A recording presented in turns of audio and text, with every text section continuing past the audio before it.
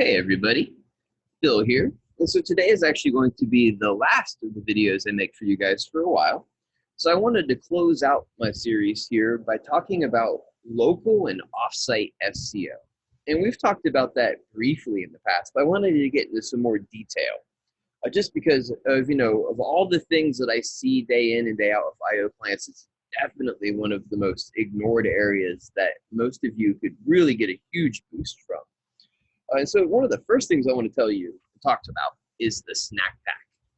And while that sounds like a delicious pudding treat, in this case, that's kind of the nickname for what we call this area of the SERP, or the search engine results page.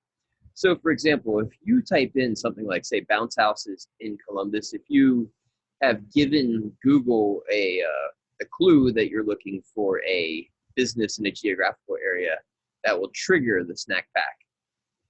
And so as you can see, it picks what it considers the 3 most relevant results from the Google My Business directory and displays them here. Getting into the snack pack here is huge for any business. It pretty much guarantees a huge amount of conversions. So so the question is how do you get there? And of course, it's a lot of work. And everything I'm about to lay out, of course, is no guarantee that you'll get there. But these are the steps that you really need to start undertaking on your journey to getting there. So first and foremost, let's talk about keywords on your site.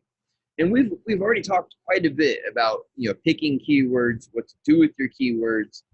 But really, in terms of local SEO, what you really want to focus on is what we call SILS, S-I-L-S. And that's just a fancy web developer way of saying service in locations. And that's just any type of web search that's just like the one we have on this Google page here, a service in a location. And so there's many variations of that. But the point is that's a keyword universe that you really need to try to target throughout your site. And so, do you remember the other day we talked in one of the web tools I showed you was answerthepublic.com. And it was a keyword research tool that allowed you to take a general keyword term and then build a lot of related terms around it. And one of the tools that it had was this conjunction tool where you could look at a lot of combinations for conjoining words like in. So, so other ones that to think about would be like near, and just anything else that you could think of in that general sense. But the point is you need to take all of your services, or at least the highest priority that you're looking to target services, and all of the major common sense geographical areas that you're looking to target. You need to combine them, and you need to use those keywords then to build out the content like we've talked about on your site. And so, some other stuff that's really a good idea to do is to take a look at your competitor sites. Kind of take a look at the layouts they're using, and specifically look at what keywords they're using, and especially in terms of local stuff. Try to find who's doing the best in your area or near your area and see what they're doing, and then try to beat them at it. And that's really just the best way to go about it. Now, the next thing is Google My Business. And this is, we see people doing better and better at claiming their businesses and actually being involved with Google My Business all the time, but still the rates are way too low.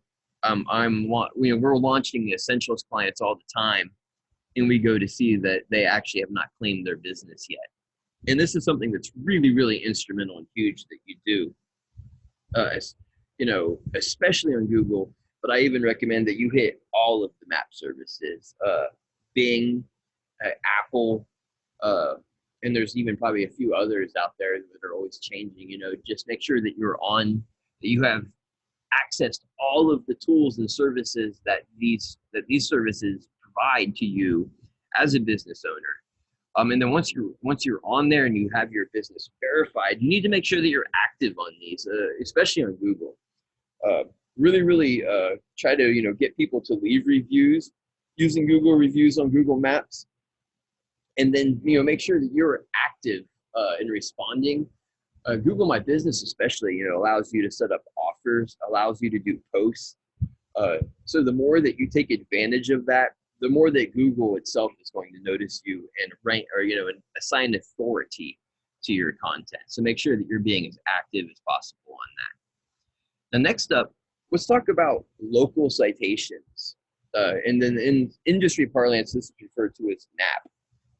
In other words, name, address, and phone numbers. And essentially what the sense of that is just trying to make sure that your services, your website, and your contact information is listed in as many local directories, or at least locally relevant to your area directories as possible.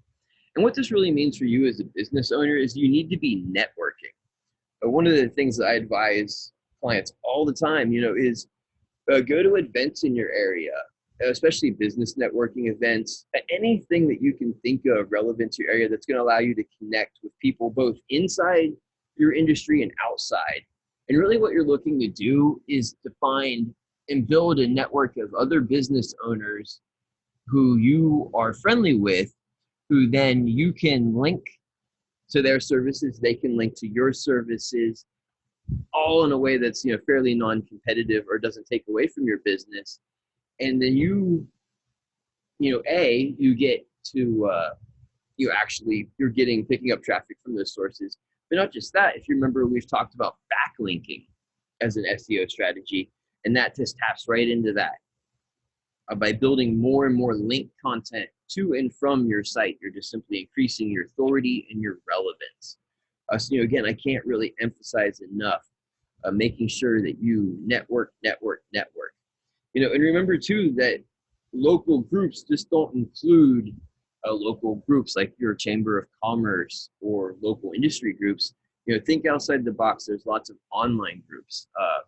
For example, Fora.com is a place where people go to ask questions online. Someplace that I have it's one of my secret addictions at night. I love to just go and read questions and answers. There's a lot of fascinating information out there. But a point being is I see a lot of guerrilla marketing done on this site. Simply people dropping links and content into services they provide by answering questions for other people. This is a great way to sneak backlinks into your site and to pick up content ideas, keyword ideas. Another one, for example, is simply going to Craigslist, typing in keywords relevant to your industry or to what service you're selling, and seeing what's out there, seeing what types of keywords other people are putting into their titles and their content, trying to grab attention. So these are just one of many different things that you can do to kind of continue to build up great ideas. But again, I just want to circle all this back to the central theme of all of this is content. Just make sure that you're building out as much content as you can think of on your site. Like me and many other people say that 200 to 300 words is a minimum for what you want on a site or a homepage. But many experts are saying aim for 3,000. So point being, you really can't have too much high quality content on pages and spread across your site. So don't hesitate to build landing pages. Don't hesitate to fill your category, your product pages, inventory page up with content. And as always, if you guys have any questions, reach out to me. If you guys have any ideas, reach out to me. We're always happy to hear. We're always happy to work with you guys. Thanks for you guys this time. And it was great teaching you guys stuff. And everybody have a great day.